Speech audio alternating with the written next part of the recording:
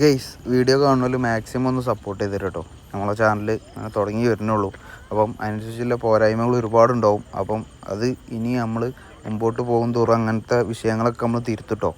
ഇന്നിപ്പോൾ ഗൈസ് എവിടെ ഇല്ല വെച്ചാൽ ബോച്ചേൻ്റെ ഓടുന്ന ഔട്ട്ലെറ്റിൻ്റെ മുമ്പിലാട്ടോ.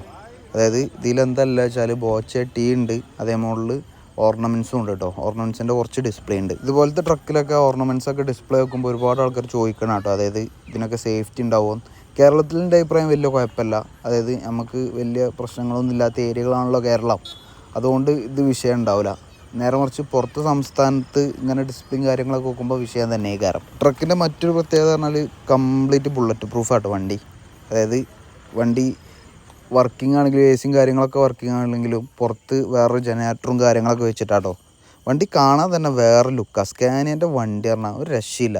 ക്യാബിനും കാര്യങ്ങളും ഒക്കെ പിന്നെ പറഞ്ഞാൽ ബോച്ചൻ്റെ പരസ്യവും കാര്യങ്ങളൊക്കെ ഒട്ടിച്ച് വണ്ടി അത്രയും പ്രീമിയം ലുക്കാക്കി എടുത്തുന്നത്. ഒരുപാട് ആൾക്കാർ പർച്ചേസിങ്ങിന് അല്ലാതെ വരുന്ന ആൾക്കാരുണ്ട് കേട്ടോ. അതായത് വാഹനം നിർത്തിയിട്ടൊക്കെ കണ്ടുകൊണ്ട് വാഹനത്തിൻ്റെ ഉള്ളൊക്കെ ഒന്ന് കാണാൻ, അതായത് ഈ വാഹനം നിർത്തിയിട്ട് കണ്ടാൽ തന്നെ വേറൊരു ലുക്കാണ്. അപ്പോൾ ആൾക്കാരൊക്കെ ഈ വാഹനത്തിൻ്റെ ഉള്ളൊന്ന് കാണാനൊക്കെ വരുന്ന ആൾക്കാരൊക്കെ ഉണ്ട്. കേരളത്തിൽ എല്ലാ ജില്ലയിലും ഇവർ വന്നിട്ടുണ്ടാവും കേട്ടോ. അതായത് ഇതിപ്പോൾ കൊണ്ട സ്ഥലം എന്ന് വെച്ചാൽ മലപ്പുറം ജില്ലയിലാണ്. അപ്പം ഒരുവിധം കേരളത്തിലെ എല്ലാ ജില്ലകളിലും ഇവർ വന്നിട്ടുണ്ടാവും. ഈ ഒരു സംരംഭം ബോച്ച ഇപ്പോൾ തുടങ്ങിയല്ല കേട്ടോ, ഒരുപാട് മുമ്പ് തുടങ്ങിയതാണ്.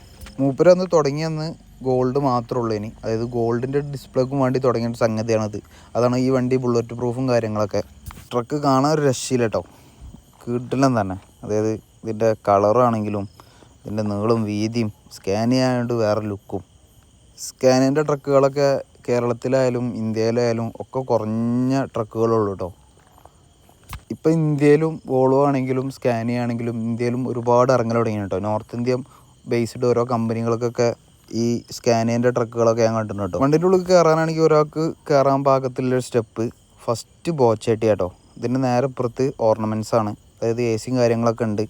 പുറത്ത് ജനറേറ്ററൊക്കെ വെച്ചാണ്ടാട്ടോ എ സി വർക്ക് ചെയ്യിപ്പിക്കണേ. വണ്ടിൻ്റെ ഉള്ളും കാണാൻ ഒരു രക്ഷയില്ല. അപ്പം മാക്സിമം ആൾക്കാർ വീഡിയോ ഒന്ന് സപ്പോർട്ട് ചെയ്ത് തരാം, സബ്സ്ക്രൈബ് ചെയ്ത് തരാം കേട്ടോ.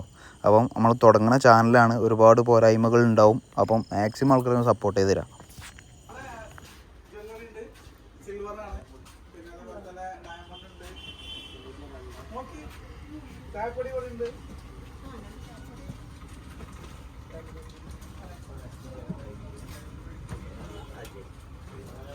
ഒരാൾക്ക് എനിക്ക് പോകാൻ വഴിയില്ല, രണ്ടാൾ പോകണം.